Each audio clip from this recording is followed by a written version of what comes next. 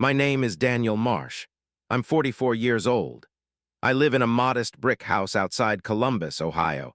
The same house I've lived in for 20 years, the one with the crooked porch step I keep meaning to fix, and never do because fixing other people's homes always came first.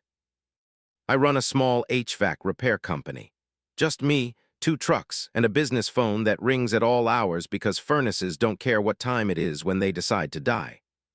I built that company from nothing, a used van, a box of tools my own father left me the year he passed, and a promise I made myself at 22 years old that I would never owe anybody anything I couldn't pay back with honest work. That promise mattered more to me than almost anything in my life. My father used to say a man's word is the only thing the bank can't repossess. I believed him then. I believe him more now after everything. I raised 2 children mostly on my own. Their mother, Carol, left when Emily was 9 and Josh was 6. I'm not going to stand here and paint her as a monster. She wasn't cruel. She just wasn't built for the slow, unglamorous grind of raising 2 kids in a house with a leaking roof and a mortgage that never seemed to shrink.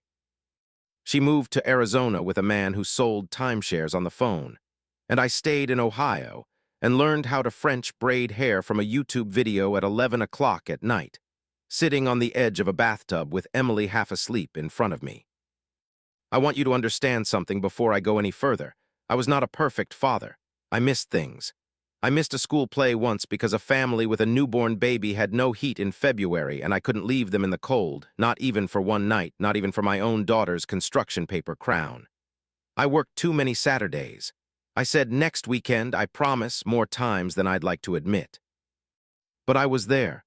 God, I was there for almost everything else, every skinned knee, every science fair, every 2 a.m. fever, I was there. For a long time, that seemed like enough. Emily is 26 now. She's a marketing coordinator in Cincinnati, sharp, funny, stubborn in a way that used to make me proud because it reminded me of myself. Josh is 23. He just finished his business degree, a degree I paid for entirely out of pocket, no loans, because I made myself a second promise the day Carol drove away. My kids would never start their adult lives already buried in debt. Not on my watch, not while I had 2 working hands. I was proud of that promise. I still am, even after everything I'm about to tell you. For years, we were close. Not perfect, no family is but close. Sunday dinners at my kitchen table. Summer fishing trips up at Lake Erie where Josh caught his first bass and screamed like he'd won the lottery. I sat up with Emily until 2 in the morning the night her first serious boyfriend broke her heart, and I never once said, "I told you so," even though, God help me, I had told her so more than once. I keep coming back to a memory from when Emily was maybe 7. She'd fallen off her bike trying to keep up with the older kids on our street, split her chin open on the pavement. I remember carrying her into the emergency room, her blood soaking through my work shirt, her small hand gripping my collar so tight it left marks. The doctor stitched her up while she stared straight at me the entire time, not making a sound, because I told her if she looked at my face instead of the needle, it wouldn't hurt as bad. She believed me. That's the kind of trust I had built with my daughter.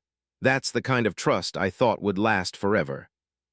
I'm telling you that memory because I need you to understand exactly what it felt like, 20 years later, to have that same daughter stand up in a room full of family and call me an embarrassment. But I'm getting ahead of myself. Let me back up because the truth is the damage didn't happen in one night. It happened slowly, quietly, over almost 2 years, and like a fool, I kept telling myself it was nothing. It started with small things. Things so small I almost feel foolish saying them out loud now. Emily stopped calling on Sundays. She used to call every single week, no matter what, from a work trip in Chicago, from a bad date, from her couch on a lazy afternoon just to tell me about her day. Then slowly the calls became texts, short ones. Busy today, talk later. Can't tonight, sorry. The kind of text you send to someone you're managing, not someone you love. Josh started talking more and more about a man I'd never met, Richard Colton. His girlfriend's stepfather.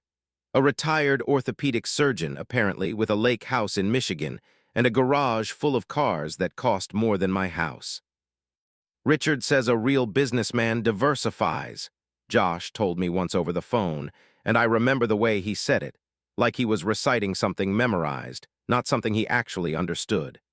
Richard says you can't build real wealth fixing furnaces, Dad. No offense.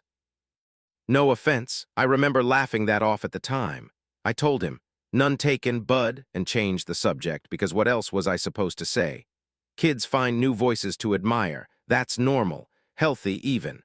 I told myself that 100 times over the following months, like a man repeating a prayer he's not sure he believes anymore. But the visits got shorter. Sunday dinner became maybe next week.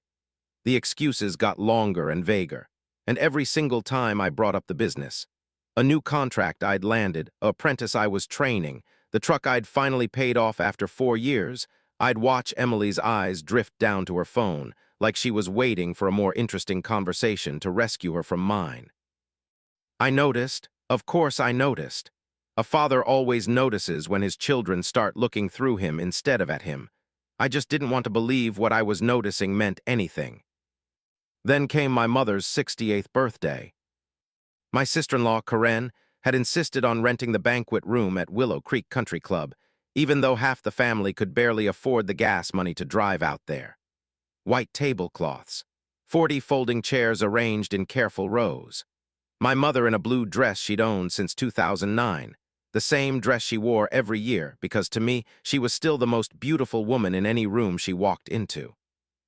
I remember sitting near the head table, watching her laugh at something my aunt said, thinking about how lucky I was that she was still here, still healthy, still asking me every week if I was eating enough vegetables.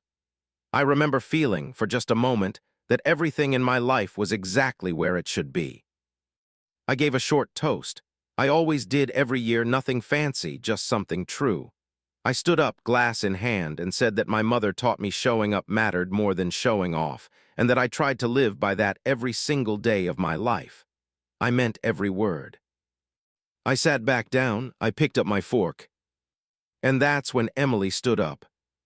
I want you to understand, in that half second before she spoke, I actually smiled at her. I thought she was going to add something sweet to my toast, the way she sometimes did. I thought maybe she was finally coming back to me. Instead, she lifted her wine glass, looked directly at me across that long white table and said, loud enough for all 40 people to hear. That's rich coming from the guy who spent his whole life fixing air conditioners while everyone else built something real. No offense, Dad, but you're kind of an embarrassment. Richard actually built something. You just fix things for people who did. I want to describe for you exactly what that felt like, because I felt hurt doesn't come close. My throat closed so fast I couldn't swallow. My ears started ringing, a high, thin sound that drowned out everything else in the room. I looked down at the tablecloth in front of me and stared at the fabric like I was trying to memorize the weave of it, because I knew if I looked up, if I looked at my daughter's face, or my mother's face, or anyone's face, something in me was going to break wide open in front of 40 people, and I refused to let that happen. The room didn't gasp. That's the part that still haunts me. Nobody gasped. It was worse than that, a thick, suffocating silence, the kind where you can hear ice shifting in water glasses, where you can hear your own mother's fork stop moving against her plate. And underneath that silence, I saw it. I saw people nodding. Actual, small, confirming nods, like Emily had simply said out loud what half this family had been quietly thinking for months. I looked at Josh, 2 seats down. I need you to picture this, my son, 23 years old, a boy I once carried on my shoulders through a corn maze because his legs were too tired to keep walking, staring down at his plate like it had become the single most fascinating object in the state of Ohio. Not defending me, not saying a word. That silence from my son hurt worse than anything Emily said. I could have yelled. 20 years earlier I might have. I could feel the old anger rising in my chest, hot and fast, the kind of anger that wants to slam a fist on a table and demand answers right there in front of everyone. But something in me, something that had been building quietly for months without my even realizing it, went very calm instead. Very cold. The way water goes still right before it turns to ice. I stood up slowly. I buttoned my jacket. I walked around the table to my mother, kissed her on the cheek, and told her, in a voice that somehow came out steady even though my hands were shaking, that I loved her and I was grateful she let me be part of her evening. Then I walked out of that banquet hall without another word to anyone. I didn't slam the door on my way out. I want that on the record. I didn't cry in the parking lot either, though God knows I wanted to. I sat in my truck under the flickering lot lights for 11 minutes. I remember because I watched the clock the entire time, needing something, anything, to focus on besides the sound of my daughter's voice replaying in my head, and then I drove home. I made a cup of coffee I never drank. I sat alone at my kitchen table until 2 in the morning. I wasn't thinking about revenge. Not yet. I want you to understand that because what happened later wasn't born out of rage. I sat there turning one single word over and over in my mind, like a stone I couldn't put down. Embarrassment. A 26-year-old doesn't invent a word like that on her own, standing up in a banquet hall, delivering it with that much practiced confidence. Somebody hands a person a word like that. Somebody teaches them to say it, and teaches them exactly when to say it for maximum effect. That's when I stopped grieving and started paying attention. The first thing I noticed, once I forced myself to actually look instead of look away, was just how deeply this man, Richard Colton, had inserted himself into my children's lives over the past year and a half. Not just advice over dinner. Money, real money. Josh's new car, the one he'd proudly told me he financed entirely himself, the one I'd complimented him on, telling him how proud I was that he was being responsible, I found out, almost by accident, 3 weeks later, hadn't been financed at all. It had been a loan from Richard. Josh mentioned it once in passing on a phone call, and then never again, the way people mention things they know they shouldn't have said out loud. Emily's apartment, a beautiful place in a nicer part of Cincinnati than her marketing coordinator salary should have covered, had somehow been helped along, she'd said once, by a family friend she wouldn't name. A family friend. My daughter's grandmother had one name for that man, I had another. I didn't confront anyone, not yet. I've learned something in 22 years of running a business. The moment you accuse a man before you have proof, he simply stops making mistakes in front of you. He gets smarter. He gets more careful. And you lose whatever advantage silence had given you. So I did what I do best. I got quiet, I got patient, and I started documenting everything. I called an old client of mine, a woman named Denise Farrow who worked in the county recorder's office and owed me one for fixing her mother's furnace on a Christmas Eve, free of charge, years earlier. I want to be clear, I didn't ask her to do anything improper. I only asked her to point me toward public records I already had every right to see. Property transfers, business filings, liens. What I found over the following 2 weeks took the air out of my lungs. Richard Colton was not a retired orthopedic surgeon. He had been sued twice for medical malpractice in the early 2000s. Both cases settled quietly, out of court, the kind of settlements that come with confidentiality clauses attached, the kind designed to keep exactly the sort of information I was now holding in my hands from ever becoming a Sunday dinner conversation. In 2011, rather than face a third hearing in front of the state medical board, Richard Colton had voluntarily surrendered his medical license. And the consulting business he now ran, the one Josh kept insisting was real, the one he compared unfavorably to 22 years of my honest work, was 3 years behind on its state registration fees and had exactly 1 employee listed on file. Richard. I sat in my truck outside the county building for a long time after Denise handed me those documents, just staring at them, feeling something shift and harden in my chest. And then I found the part that made my hands go cold. 6 weeks before my mother's birthday dinner, 6 weeks before my daughter stood up in front of 40 people and called me an embarrassment, Richard Colton had opened a joint investment account with Emily. $41,000. Money that, I later confirmed with my own eyes, had come from a small inheritance my mother had quietly given both of my children the year before. Money meant for their futures, meant for a down payment or an emergency fund or graduate school, not for a stranger's failing consulting fund, not for a man who couldn't even keep his business registration current.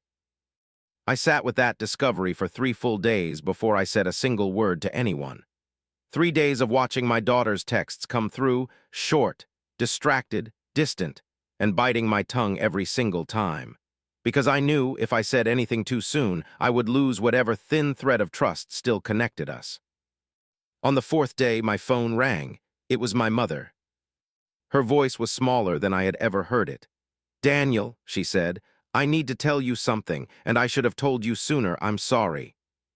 She told me that 8 months earlier, 8 months, long before that dinner, long before I had even suspected anything was wrong, Richard had approached her directly.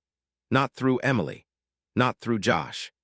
He'd cornered her at a church fundraiser, smiling that easy, practiced smile, offering her an exclusive opportunity to get in early on his consulting firm. My mother, God bless her, had said no, politely, firmly no. And 2 weeks after that, she told me, her voice cracking, Emily started acting strange around me. Cold, distant. The same way she'd been acting with you, Daniel. I told myself I was imagining it. I told myself grandmothers worry too much. I should have called you the moment it happened. I sat there in my kitchen, phone pressed against my ear, and felt something click into place with a force that nearly knocked the wind out of me. This wasn't just a man who had charmed my children. This was a man who had methodically, patiently, worked to isolate anyone who might ask hard questions, starting with my mother, moving through my children, ending with me in the most public, most humiliating way he could have designed. I want to be completely honest with you about what I felt in that moment, because pretending otherwise wouldn't be fair to you. I felt rage. Real rage, the kind I hadn't felt in years, hot and fast, rising up my throat like something alive. Not at my children, never at my children. At a man who had looked at 2 kids who missed their father's full attention during the hardest years of their childhood, and decided that ache, that small, painful gap, was a room he could quietly walk into and furnish however he liked. But rage doesn't win. I have watched enough men in my life burn their entire families to the ground with rage to know exactly where that road ends. My father taught me a different way. So I did what he taught me. I got to work. Over the following 6 weeks, I built a file. Not out of spite, I want you to understand that, because it would have been so easy to let this become spite. I built it out of necessity, the same careful, methodical way I diagnose a failing system before I ever pick up a wrench. You don't fix what you don't fully understand first. I collected the malpractice records. I collected the business filings, the unpaid registration notices.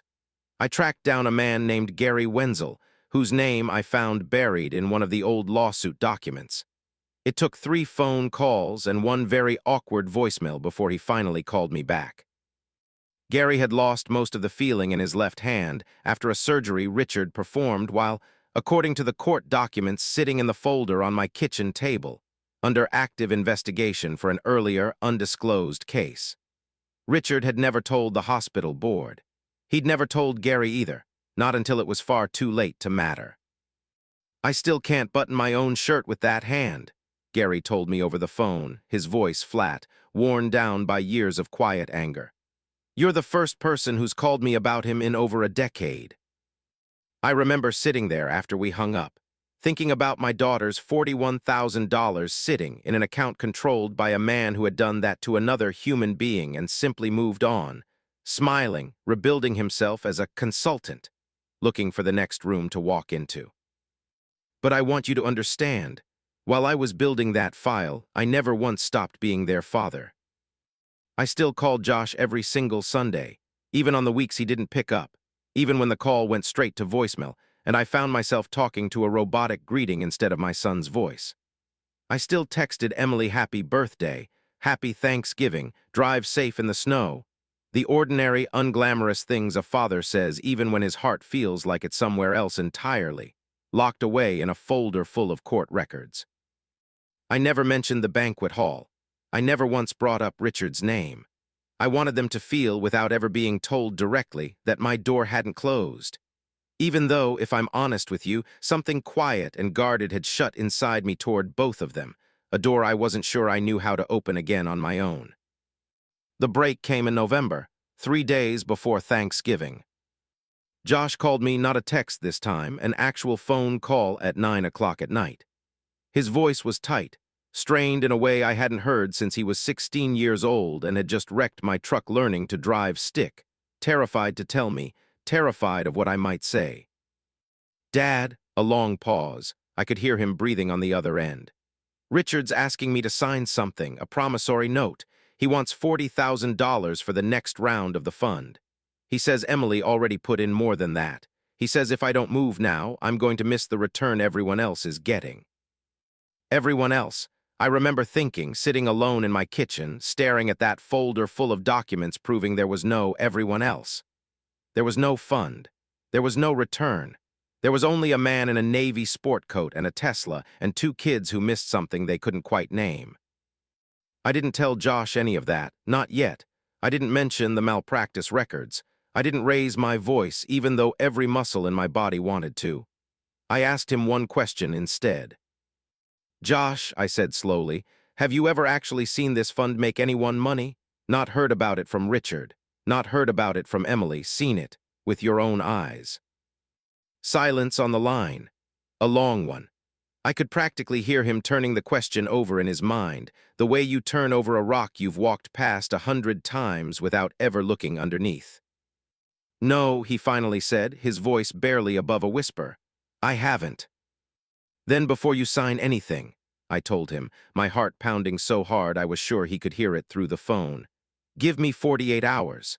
If I'm wrong about what I think is happening here, I will apologize to you, and I will apologize to Richard, and I will never bring this up again as long as I live. But give me 48 hours, son. That's all I'm asking." There was another long silence, and then quietly, almost like the boy I remembered from years ago instead of the distant young man he'd become, "Okay, Dad, 48 hours." I hung up the phone and sat completely still in my kitchen for a long time, feeling something I hadn't felt in almost a year. Hope. I used those 2 days like they were the last 2 days I'd ever have. I called a lawyer I'd worked with years earlier during a business dispute, a sharp, no-nonsense woman named Patricia Ilsley who didn't waste words and didn't tolerate nonsense. I laid everything out for her, the malpractice history, the unregistered business, the joint account, the pattern of quietly isolating my mother and an aunt of mine I'd since learned who had also politely declined to invest, and had also mysteriously been iced out of family conversations shortly afterward. Patricia listened without interrupting once. When I finished, she was quiet for a moment. "You don't need to destroy this man in a courtroom, Daniel," she finally said. "You need to put the truth in a room he can't argue his way out of in front of the exact people whose money and trust are on the line. Let the facts do what facts do. They don't need your help. They just need daylight." Thanksgiving that year was at my house. It always had been for 15 years running, ever since Carol left, and my mother quietly decided the least broken table in this family was mine. Emily and Josh both came, the way they always did lately, more out of habit than warmth. I'd started to feel like guests fulfilling an obligation rather than family coming home. And because Emily had started bringing him to nearly everything by then, Richard Colton walked through my front door in that same Navy sport coat, shook my hand with a grip that lingered half a second too long, looked around my living room, and told me my house had real character. I want you to picture the restraint it took for me to smile at that man and tell him to make himself at home. Dinner unfolded the way it always had, on the surface at least. My mother said grace, her hand trembling slightly as she reached for mine and Josh's on either side of her. My sister brought her infamous green bean casserole that absolutely nobody actually likes, and everyone ate it anyway, out of 15 years of quiet family loyalty. Josh avoided my eyes across the table the entire meal, guilt sitting on him visibly, like a coat 2 sizes too small that he couldn't figure out how to take off. I watched Richard the whole time, watched the way he complimented my mother's stuffing a little too enthusiastically, watched the way his eyes flicked toward me every few minutes like he was measuring something, calculating whether I suspected anything at all. After the plates were cleared, before anyone touched the pie, I stood up. "Not for a toast this time." "Before we cut the pie," I said, my voice steadier than I felt, "I want to share something I've been working on. It's about family, and it's about money, and I think everyone at this table deserves to hear it." I watched Emily's face change first. Just a flicker there and gone in half a second, but I saw it. Some part of her already knew. I laid a folder down on the table. The same table where 22 years earlier I had taught Josh to tie his own shoes and Emily to write her name in careful, wobbling letters. I didn't raise my voice. I didn't point a finger at anyone sitting there. I simply started reading, calm and even, the way I walk a nervous client through an estimate before a big repair. I read the court record where Richard's medical license had been surrendered rather than revoked at a formal hearing. His own words, quoted directly, about wanting to avoid further reputational damage to the hospital. I read the unpaid business registration notice from the Ohio Secretary of State, dated barely 6 weeks earlier. I read, without a single word of my own added, Gary Wenzel's statement about a surgery that had cost him permanent feeling in 2 fingers of his left hand, and the pending case Richard had never disclosed to anyone at the time. Then I reached over and gently took my mother's hand in mine, feeling it tremble beneath my fingers, and said, "And 8 months ago, Richard asked my mother, the woman we should all be celebrating this holiday around, to invest in a consulting fund that, as far as I have been able to find, has no clients, no audited returns, no other investors besides members of this family." Richard's jaw tightened, a small, involuntary movement, the first crack I had ever seen in that practiced, easy composure of his. He started to speak, something about jealousy, about small men who fix furnaces for a living, resenting men who actually build real wealth, the exact same tired script Josh had been reciting to me for months. But Patricia, who I had invited that evening simply as a family friend, and who happened to be carrying both a law degree and a folder of her own, calmly cut him off with a single question, delivered evenly, without a trace of anger. "Richard," she said, "would you be comfortable providing the family with your firm's audited financial statements, just so everyone here can make a fully informed decision before they sign anything else?" Dead silence. Richard opened his mouth, closed it, opened it again, and found for the first time in what I imagine had been years that he did not have a single answer that wouldn't crumble the moment it left his mouth. I watched my daughter's face during all of this, and I want to describe it to you exactly because I will remember it for the rest of my life. Emily didn't yell. She didn't storm out of the room the way part of me almost expected her to. She sat completely, unnaturally still, staring at that folder like it might disappear if she looked away from it. And then in a small, quiet voice I hadn't heard from her since she was a little girl, she asked to see it herself. She read the malpractice record twice. I watched something behind her eyes break, not anger directed at me, not even embarrassment at herself, but the specific, awful grief of a young woman realizing exactly what kind of man she had handed her trust, and her grandmother's inheritance, too. Richard left quietly, without another word to anyone, the front door clicking shut behind him. The smallest, most anticlimactic ending I could possibly have imagined for a man who had caused this much damage to my family. "Why didn't you just tell me?" Emily asked me later that night, after everyone else had gone home, after the dishes were done, after the house had gone quiet again. Her voice was raw, exhausted, stripped of every ounce of that confidence she'd carried into my mother's birthday dinner 3 months earlier. I looked at my daughter for a long moment before I answered.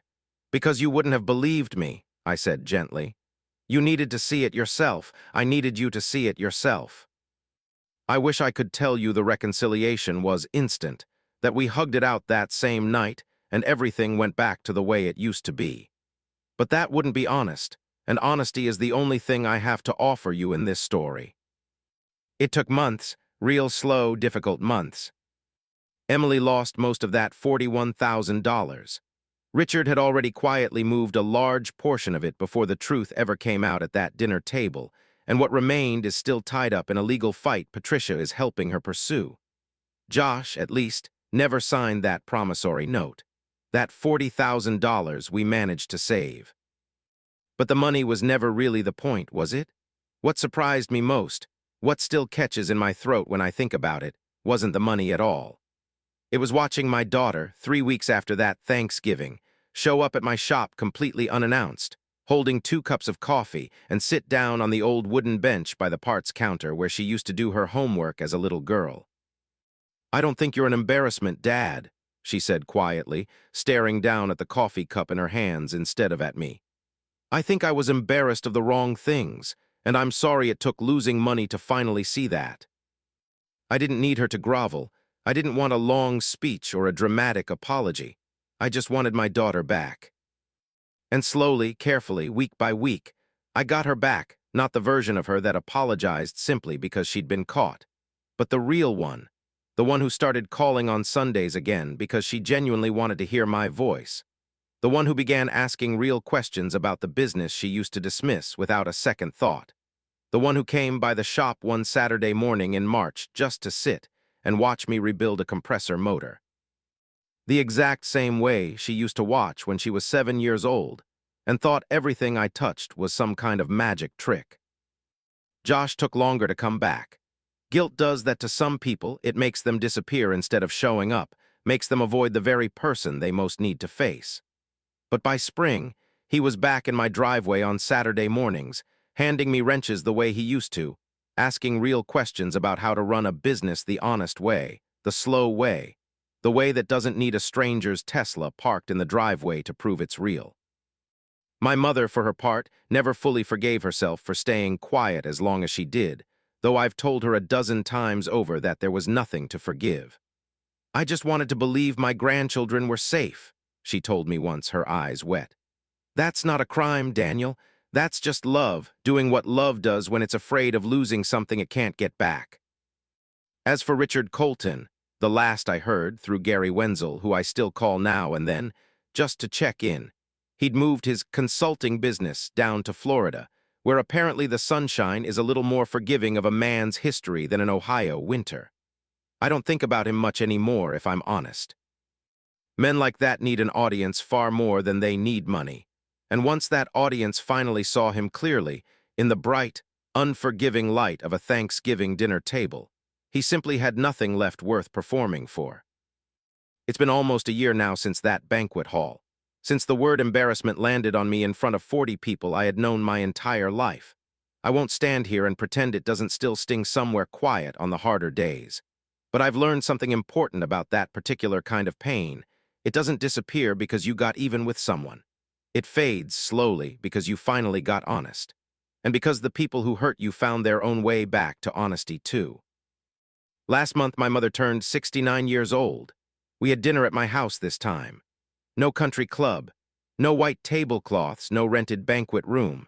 Just a full table, my mother in that same blue dress, and my 2 children sitting on either side of me, laughing about something Josh had done to his truck that he swore up and down wasn't his fault.